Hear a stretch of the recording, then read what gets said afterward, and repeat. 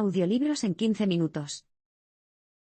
Suscríbete al canal y explora un nuevo libro cada día. Misterio de asesinato. Zarcillos de niebla se enrollaban alrededor de las ramas y troncos de los árboles. Las agujas de los abetos, cubiertas por una niebla húmeda, brillaban con la luz de media tarde. Susan pasó sus dedos por sus ramas, sintiendo la suavidad plumosa de las agujas.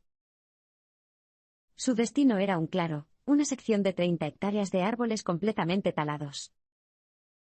Esta mina en particular pertenecía a la empresa maderera en la que había empezado a trabajar hace unas semanas. Allí se habían plantado nuevas plántulas, y el trabajo de Susan era evaluar su crecimiento. En el camino, vio un hongo suillus, con su gorra plana de color marrón que se parecía a un panqueque grande.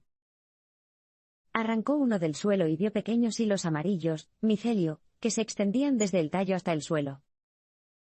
El hongo no era más que el fruto del hongo, la parte pequeña y visible de un organismo que, bajo tierra, era vasta y elaborada. Mientras Susan avanzaba hacia el despejado, de repente se le resbaló la bota.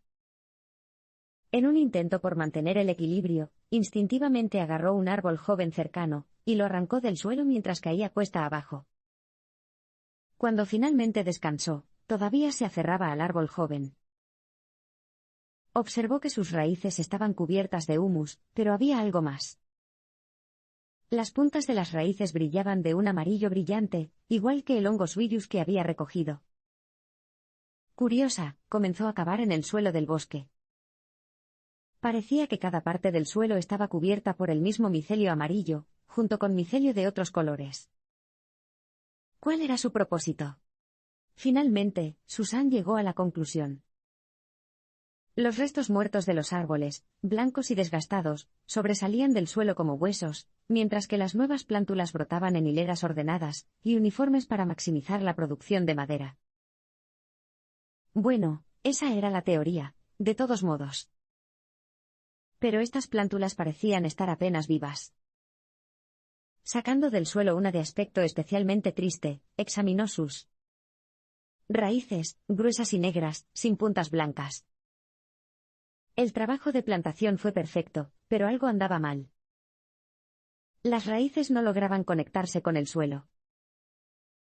Cerca de allí, vio un abeto sano que, por casualidad, había brotado de una semilla aleatoria. Este árbol estaba firmemente arraigado en el suelo, y cuando examinó las puntas de las raíces, se sorprendió. De ellos goteaban hilos fúngicos de color amarillo brillante, del mismo color que el micelio de suillus. Algo parecía significativo en este descubrimiento. ¿Qué hacían exactamente estos micelios? ¿Ayudaban o dañaban las plántulas, o ninguno de los dos?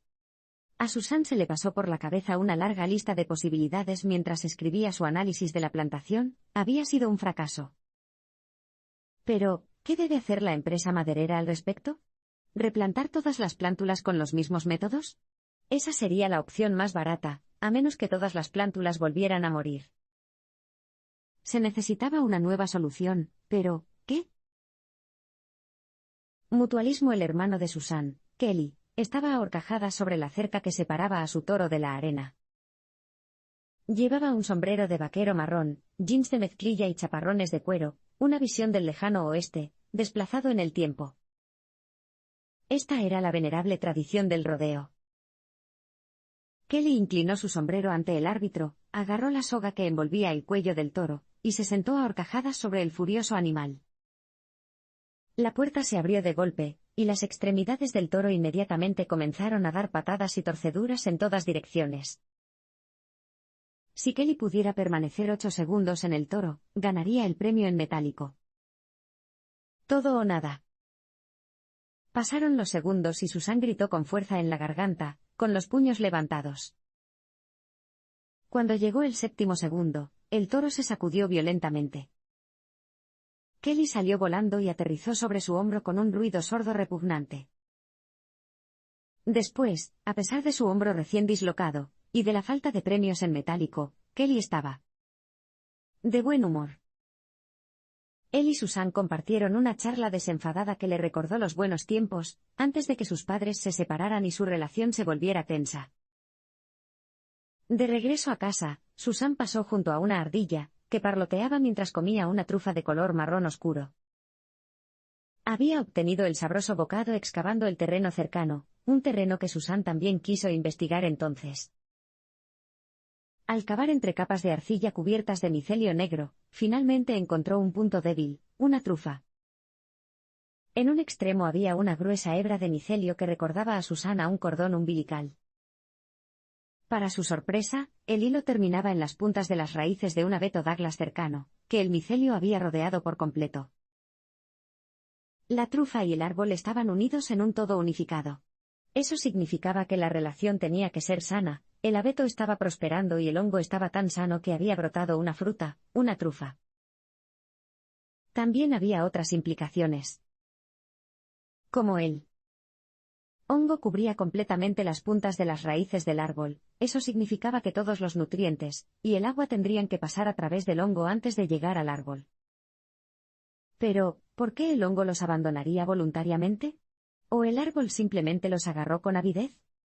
Más tarde, ese mismo día, encontró la respuesta en un libro sobre hongos que había tomado prestado de la biblioteca.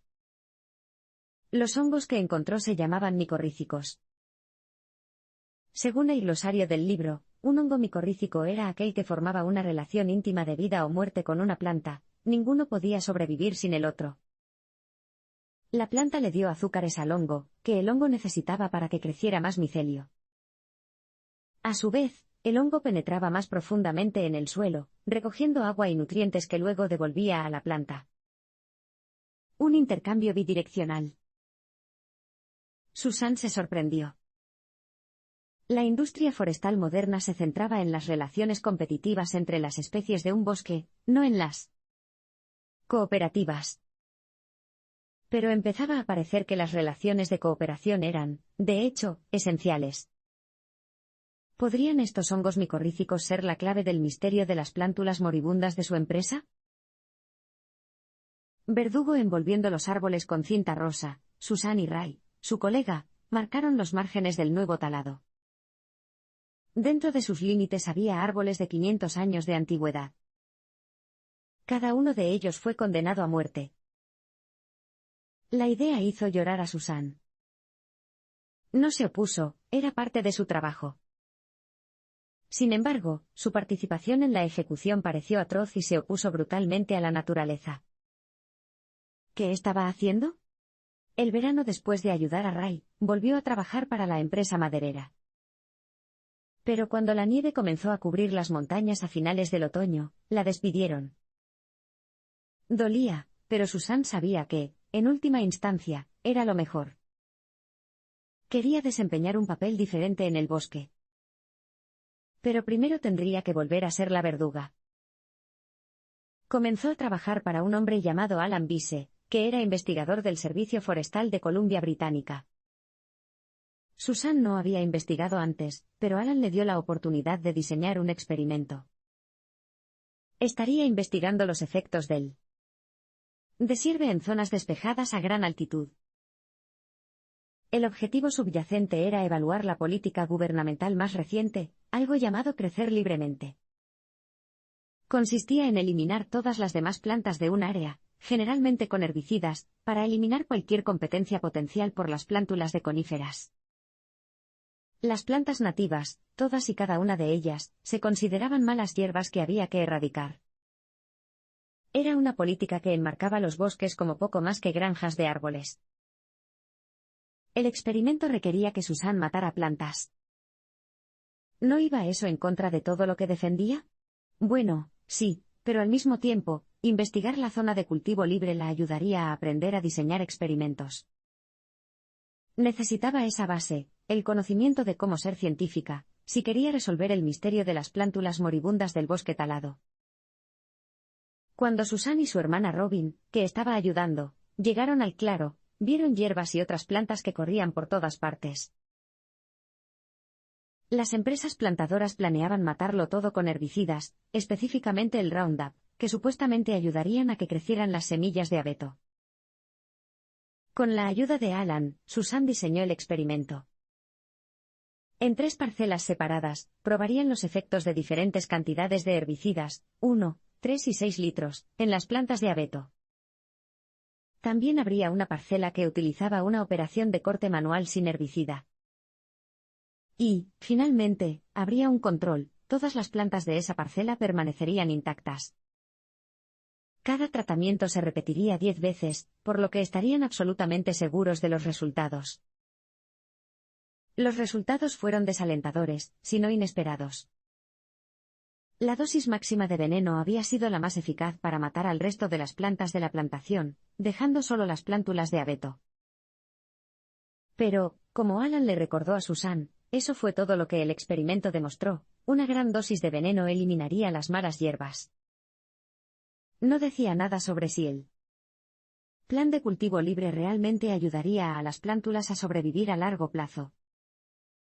Para eso, se necesitaba un experimento mejor y más grande. Experimentación. Cuando Susan consiguió un trabajo fijo como investigadora de silvicultura en el servicio forestal, inmediatamente sintió que se abría un mundo completamente nuevo ante ella. Ahora podía hacer preguntas importantes y realizar experimentos que le permitieran explorar sus teorías sobre el bosque.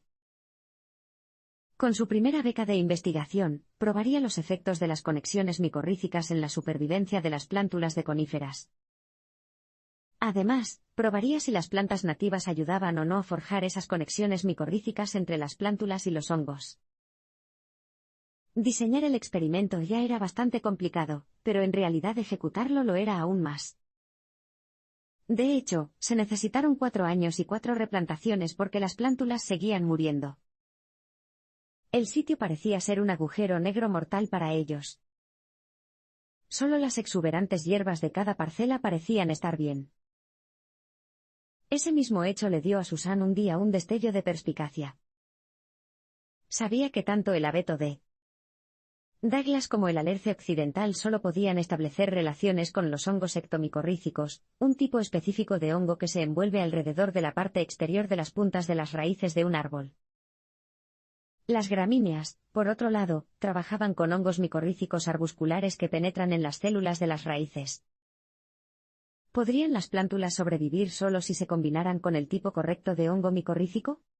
En el 5º año de su estudio, Susan volvió a plantar. Esta vez, sin embargo, colocó tierra viva de una sección antigua del bosque en un tercio de los hoyos de plantación. En otro tercio de la plantación, colocó tierra viva que había sido irradiada en un laboratorio para matar los hongos que vivían en ella. Y en el último tercio, dejó las plántulas solas en el suelo arrasado sin tierra viva. Al año siguiente, Susan regresó al sitio.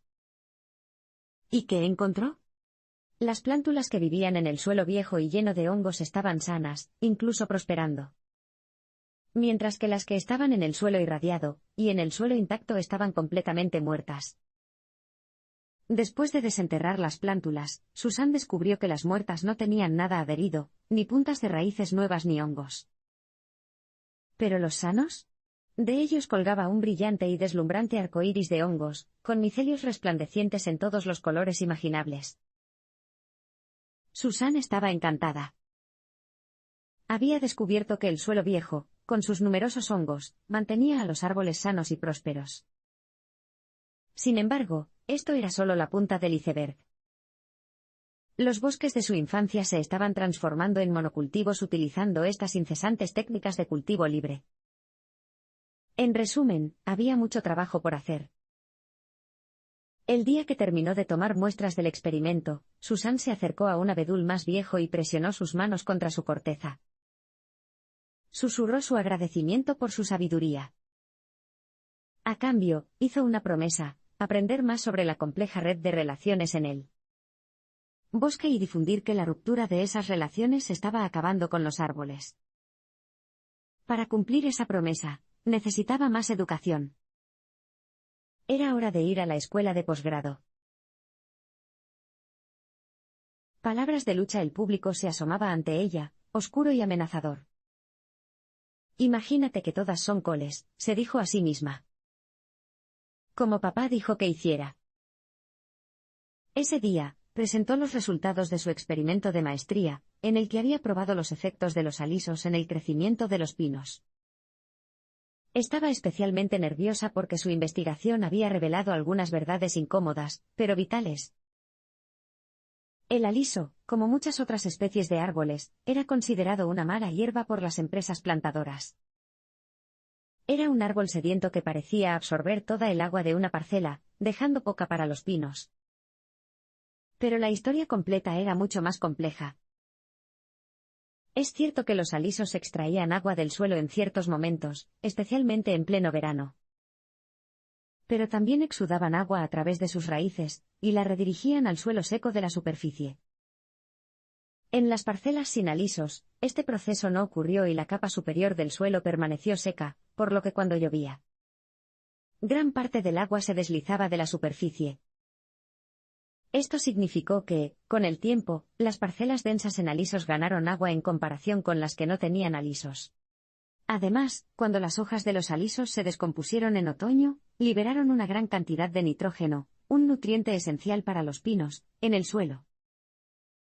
La tala de los alisos produjo un aumento de nitrógeno a corto plazo a medida que los árboles se descomponían, pero después del primer año, ese nitrógeno no se reemplazaba. Sin embargo, cuando se permitió que los alisos permanecieran, hubo un aumento sostenido de nitrógeno cada otoño. Así que, como dijo Susana a su audiencia, eliminar los alisos en realidad no mejoró el crecimiento de los pinos con el tiempo. Los millones de dólares en tratamientos fueron, en esencia, una pérdida de dinero. No hace falta decir que los responsables políticos del servicio forestal no estaban contentos, y aún no estaban dispuestos a aceptar la información como un hecho. Aún así, fue un comienzo. Agotada después de su discurso, Susan se unió a Kelly y a su técnica de investigación, Barb, en el bar local. Kelly se acercó a su mesa con una jarra de cerveza en la mano. Su sonrisa sencilla y brillante borró todo lo que quedaba de acidez de Susan. La bebida progresaba rápidamente y la habitación empezaba a tambalearse a su alrededor. Pero justo entonces, Kelly hizo un comentario que sorprendió a Susan. «Puedes hacer que las vacas se muevan», dijo Kelly, «si las manejas como las mujeres». «¿Qué?», pensó Susan. ¿Qué quiso decir Kelly con eso? Las vacas son el centro de la manada. Su único trabajo es alimentar a sus terneros, continuó. Susan no podía dejar que eso pasara. Las mujeres no solo alimentan a los bebés. Estás bromeando, ¿verdad? Quería estrangular a Kelly. Apartó su jarra de cerveza y empezó a gritarle, «Podemos hacer lo que nos dé la gana». Apenas sabía lo que decía cuando se puso de pie tambaleándose. «Vete al carajo», gritó, saliendo. Tropezando del bar con Barb a cuestas. Cuando llegó a casa, su esposo, Don, la abrazó y le dijo que estaría bien. Kelly lo superaría. La Woodwide Web. Los datos del campo de transferencia de carbono finalmente habían llegado a su escritorio. Susan apenas podía respirar mientras sus ojos escaneaban el informe, tuvo que comprobar 2 o 3 veces los resultados. No se sentían reales. Para su investigación doctoral, Susan había probado las relaciones entre los abedules de papel y los abetos de Douglas. Lo que descubrió fue que el abedul de papel, que alguna vez se pensó que era un competidor del abeto, en realidad estaba ayudando al abeto a sobrevivir. Pero había más que eso. De hecho, los dos intercambiaban carbono de ida y vuelta a través de su red micorrícica compartida. El abedul fue tan generoso con sus donaciones que los abetos pudieron utilizar el carbono para reproducirse y, a medida que el abedul crecía y producía más sombra, lo compensaba donando más y más carbono a los abetos vecinos. Los árboles se comunicaban, cooperaban y colaboraban, no competían. Juntos, formaron un sistema inteligente y unificado. Los árboles no querían separarse, se necesitaban unos a otros. Justo entonces, sonó el teléfono de la oficina. Era Tiffany, la esposa de Kelly. Estaba sollozando cuando soltó, «Susie, escucha. Kelly está muerta». El resto de las palabras de Tiffany se precipitaron como una cascada. Susan solo podía escuchar, congelada, con la mano agarrada al borde de su escritorio. Kelly había dejado su tractor al ralentí mientras se metía en un granero. El tractor se deslizó hacia adelante y lo aplastó hasta matarlo. Tiffany debía dar a luz a su hijo en solo 3 meses. Todos los sentidos de Susan se sentían embotados, adormecidos. Las últimas palabras que le dijo a Kelly, borracha y enojada, sonaron una y otra vez en su cabeza. Hermano y hermana nunca se reconciliarían. Durante los meses siguientes, el dolor la consumió. Lo procesó dedicándose a su investigación. Ya no tenía miedo de compartir sus descubrimientos con el mundo. El dolor puede tener ese efecto, haciendo que los miedos habituales parezcan nada en absoluto. Susan decidió escribir los resultados de su investigación sobre las formas en que los abedules y los abetos compartían el carbono a través de las redes de hongos. Envió el artículo a la revista científica Nature. Al principio, fue rechazada. Pero, tras otra ronda de revisiones, Nature decidió publicarlo, como artículo de portada en agosto de 1997. La revista denominó al descubrimiento de Susan la red del bosque. Casi de la noche a la mañana, convirtió a Susan en una celebridad. Por primera vez, las investigaciones han demostrado que cantidades significativas de carbono fluyen a través de las redes de hongos, y se comparten de un árbol a otro, entre diferentes especies. La publicidad finalmente ayudó a Susan a conseguir un puesto en la Universidad de Columbia Británica. El verano en que ella y su familia, Don y sus 2 hijas pequeñas, Hannah y Nava, se mudaron, Susan se enteró de que los responsables políticos canadienses habían realizado un cambio importante. Reducirían la cantidad de herbicidas que se rocían en los bosques en un 50%. Fue su investigación, en gran parte, la que inspiró el cambio. El árbol madre. El sol caía sobre Susan mientras comprobaba la hora. Faltaban un par de horas para las 16, y tendría que marcharse para entonces si quería estar en casa antes de medianoche. A Don no le había ido bien la vida en Vancouver, por lo que la familia se había mudado a la ciudad mucho más pequeña de Nelson, Columbia Británica, que estaba más cerca de la familia de Susan. Sin embargo, Susan continuaría enseñando en Vancouver, lo que significaba un viaje de 9 horas a casa todos los fines de semana. De repente, un enjambre de avispas emergió de un agujero cercano. Uno de ellos le clavó un aguijón e inmediatamente comenzó a formarse una roncha. Huyendo de las avispas, Susan subió corriendo por un escudo. En la cima, se apoyó en un viejo árbol encaramado al borde del bosque. Sus ramas se extendían 25 metros en el aire. Alrededor de su lado norte hay plántulas jóvenes. Cuando Susan arrancó uno de ellos, vio finos hilos de hongos que colgaban de las puntas de sus raíces. La vista era embriagadora, prueba material de que las pequeñas plántulas estaban vinculadas al árbol maduro cercano. En los días secos de verano, los árboles viejos de raíces profundas extraían agua de las profundidades del suelo y la levantaban a la superficie, transfiriendo pequeñas cantidades a las plantas jóvenes de raíces poco profundas. Mientras estaba sentada, contemplando la media luna de plántulas que había delante del árbol, se le ocurrió una idea: los árboles más viejos protegían y mantenían a los árboles más jóvenes del bosque. Eran árboles madre. Susan dibujó un dibujo rápido en su bloc de notas, un árbol madre como eje central de un bosque, conectado a árboles jóvenes y plántulas por una red de hongos. El patrón que surgió se parecía casi a una red neuronal, la red de conexiones que existe en el cerebro humano, en la que algunos nodos están altamente conectados y otros menos. «¡Guau!», pensó. ¿Y si la red micorrícica se pareciera aún más a una red neuronal que...? ¿A eso?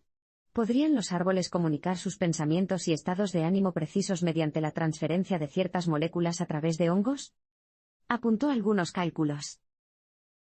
Se dio cuenta de que las cantidades relativas de carbono y nitrógeno transferidas a través de las redes micorrícicas son muy similares a las cantidades de esas moléculas que existen en el glutamato, el neurotransmisor más abundante en el cerebro humano. ¿Las redes micorríticas realmente sirven para comunicar información? Y un paso más allá, las redes son inteligentes, ¿y los árboles madre actúan como centros centrales en las vastas redes neuronales del bosque? Cuando se puso de pie, Susan sintió una oleada de gratitud por los árboles madre, junto con una sensación de parentesco. Le habían dado el regalo de estas ideas, y las publicaría tan pronto como pudiera. A las 2 a.m. Finalmente llegó a la entrada de su familia en Nelson. Agotada, logró entrar en la habitación de Hannah para besarla en la frente.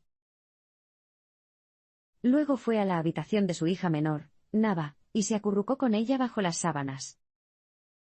Apretó la mano de Nava y Nava la devolvió. La propia Susan se sentía como un árbol madre, algo central en la vida de sus dos hijas, al igual que los árboles grandes lo eran para los árboles más pequeños del bosque. Regalo de despedida. Habían pasado 10 años desde que aceptó por primera vez el puesto de profesora en la Universidad de Columbia Británica. El viaje de 9 horas al trabajo había arruinado su matrimonio, parecía que ella y Don siempre estaban peleando. En el verano de 2012, decidieron separarse. Más tarde ese mismo año, cuando Susan regresaba a su casa en Nelson para ayudar a sus hijas a prepararse para la escuela, pasó junto a una vasta extensión de cáscaras grises y marchitas de pinos ponderosa. Habían sido diezmados por una infestación de escarabajos del pino de montaña. Al identificar el árbol madre de la zona, óseo y muerto, Susan comprobó si había plántulas supervivientes.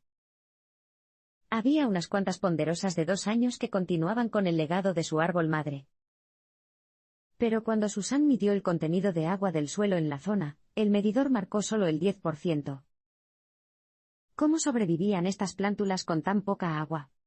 ¿Podría el árbol madre, con sus últimos suspiros, haber enviado a sus hijos sus últimas reservas de agua, nutrientes y alimentos? Miró hacia arriba y vio las ponderosas que habían sobrevivido a la epidemia entre los diezmados abetos de Douglas. ¿Por qué les iba bien a esas ponderosas? ¿Podría ser porque los abetos de Douglas se conectaban y comunicaban con ellos, advirtiéndoles sobre el estrés en la zona? Con estas y otras preguntas rondando por su cabeza, Susan se subió a su auto y se dirigió a su casa, tocándose distraídamente el bulto en su seno que había descubierto recientemente. Su última mamografía salió bien, así que pensó que probablemente no fuera nada. Unas semanas más tarde, llegaron los datos de un experimento que había comenzado un año antes. Los resultados hicieron que Susan inmediatamente se apresurara a escribir un correo electrónico a su colega, Yuan Yuan. Yuan Yuan y ella habían estado probando abetos bajo estrés. Descubrieron que los abetos transferían el 50% de su carbono fotosintético total a sus raíces y micorrizas. Otro 10% de ese carbono viajó a través de la red de hongos que compartía con los pinos ponderosa. Tras lesionarse los abetos, las ponderosas pudieron aumentar su producción de enzimas de defensa, tan solo 24 horas después.